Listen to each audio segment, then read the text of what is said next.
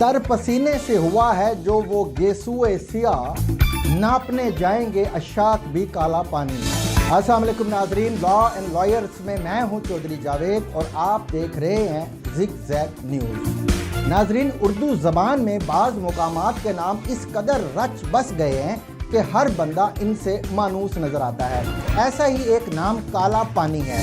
उर्दू ज़बान और अदब में काला पानी बहुत मशहूर नाम और एक इस्तिलाह है, मगर गुज़िश्ता कुछ अरसे से इस काला पानी से हट कर भी कुछ मुकामात के लिए यही नाम इस्तेमाल किया जाता है। तो क्या काला पानी नामी कुछ और मुकामात भी कुराए अर्ज़ पर मौजूद हैं? आज हम इस दिलचस्प सवाल का जवाब देने की कोशिश करते हैं।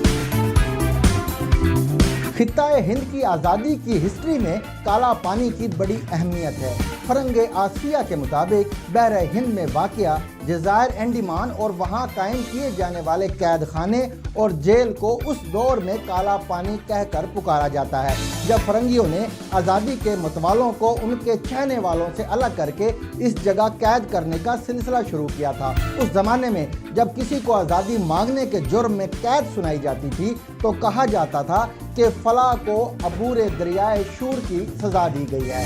अंडमान के इन जज़ायर की तादाद 200 है, जबकि इसके जनूब में 90 मील के फासले पर वाक़े निकोबार के 19 जज़ायर भी इसमें शामिल हैं और अब हिंदुस्तान के जदीद नक्शे में ये एक ही रियासत का दर्जा रखते हैं। इसका दारुल हुकूमत पोर्ट ब्लेयर है, जो कलकत्ता से 780 मील दूर है।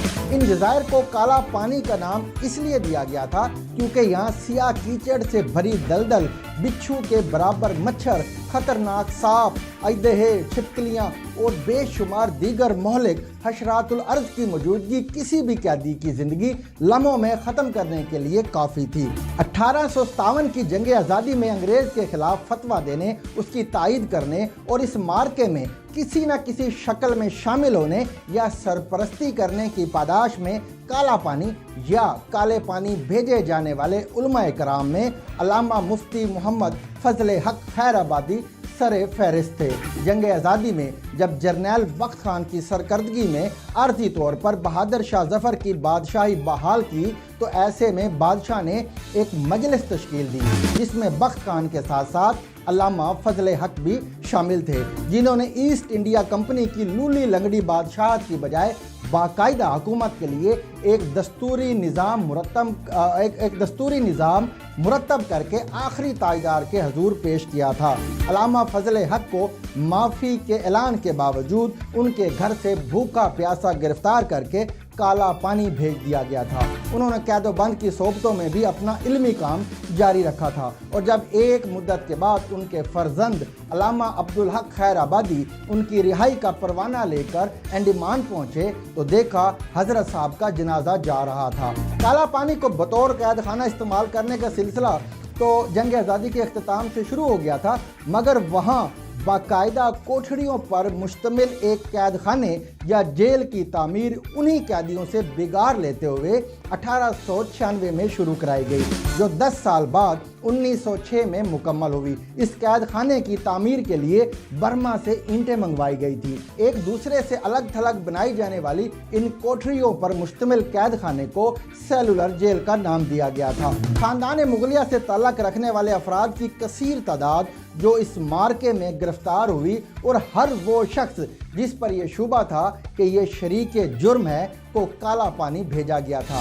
इब्तिदा में कुछ 200 अफराद वहाँ भेजे गए, जबकि अप्रैल 1868 में कराची से भी 733 अफराद को काला पानी भेजा गया था। ये कैद खाना 1939 में खाली कर दिया गया। 1942 में इन जज़ायर पर जापान का कब्ज़ा हो गया और फिर यहाँ नेताजी सुभाष चंद्र बोस ने आज़ादी का परचम लहरा दिया और यूं ये इलाका बाकायदा तकसीम से पहले ही आज़ाद करार पाया। काला पानी की सज़ा भुगतने वालों में वहाबी तहरीक के रहनुमा मौलवी जाफ़र भी नुमाया हैं, जिनकी किताब तवारीख़ अजीब उर्फ काला पानी इसी मौजू पर बहुत मशहूर किताब है। वो 17 साल 10 माह तक वहाँ कैद रहने के बाद एक बीवी, 8 बच्चों और 8,000 रुपए नकद के हमरा अपने वतन अंबाला हिंदुस्तान वापस पहुंचे थे। काला पानी में कैद की सौबत बर्दाश्त करने वाले आज़ादी के गैर मुस्लिम मतवालों में जोगेंद्र शुक्ला, बाबा राव सावरकर, सचिंद्र नाथ सनियाल, बसुहन सिंह, सुबोध राय और क्यानाथ चक्रवर्ती शामिल थे। 8 फरवरी 1872 को शेर अली आफरीदी नामी एक कैदी ने काला पानी के दौरे पर आने वाले अंग्रेज वायसराय लॉर्ड मेयो को कत्ल कर दिया था। इस जुर्म में उसे 11 मार्च 1972 को फांसी दे दी गई थी। हिंदुस्तान के जिला आखंड में वाक़ 35 मुरब्बा किलोमीटर पर मुहित एक और जदीद काला पानी भी मौजूद है। ये काला पानी हिंदुस्तान और नेपाल के माबैन सरहदी तनाज़े का सबब भी है। यहाँ हिंदुस्तान और तिब्बत की सरहदी पुलिस का कंट्रोल है, मगर नेपाल के दावे के मुताबिक ये इलाका उसके ज़िला दारचूला में शामिल है। ये काला पानी सिलसिला कोह हिमालय के दरियाए काला का इलाका है, जो तकरीबन 5000 मीटर बुलंद दरिया महाकाली का हिस्सा है। ये काला पानी नेपाल, हिंदुस्तान और तिब्बत के संगम पर वाक़या है। हिंदुस्तान का कहना है कि नेपाल ने 1958 से इस काला पानी पर कब्जे का दावा शुरू किया है, जबकि नेपाल का ये मौक़िफ़ है कि ये इलाका तो शुरू से ही हमारा है, लिहाजा हिंदुस्तान यहाँ से निकल जाए। दरियाए काला पानी का नाम करीबी वाक़या इसी नाम के एक गाँव से मंसूब है।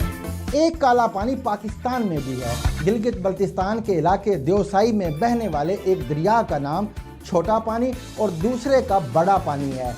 यही बड़ा पानी अक्सर काला पानी भी कहलाता है। गुज़िश्ता दिनों इंटरनेट और व्हाट्सएप पर यह पैगाम आम हुआ, चूँकि ये दोनों दरिया हिंदुस्तान में जाकर बहते हैं तो हमसाया मुल्क की आबी दहशतगर्दी का मौसर जवाब देते हुए उन्हें काट कर उनका रुख मोड़ा जा सकता है। हिंदुस्तान के ज़िला भोपाल, मध्य प्रदेश की तहसील हजूर के एक गाँव का नाम भी काला पानी है। हमारे ज़िला एबटाबाद के खूबसूरत पहाड़ी गाँव को भी काला पानी कहा जाता है। 18वीं और 19वीं सदी में हिंदुस्तान से समुंदर पार जाकर इंग्लिस्तान में मुकीम होने वाले लोगों को भी काला पानी कहा जाता था। हिंदू रिवायात के तनाज़र में दूर दराज समुद्री सफ़र करके कहीं और जा बसने को मयूब समझा जाता था और उसे भी काला पानी करार दिया जाता था। काला पानी के उन्वान से हिंदुस्तान में 2 बड़ी मशहूर फिल्में बनी हैं। पहली फिल्म 1958 में देव आनंद ने बनाई और दूसरी फिल्म 1996 में इसी तारीखी मौजू पर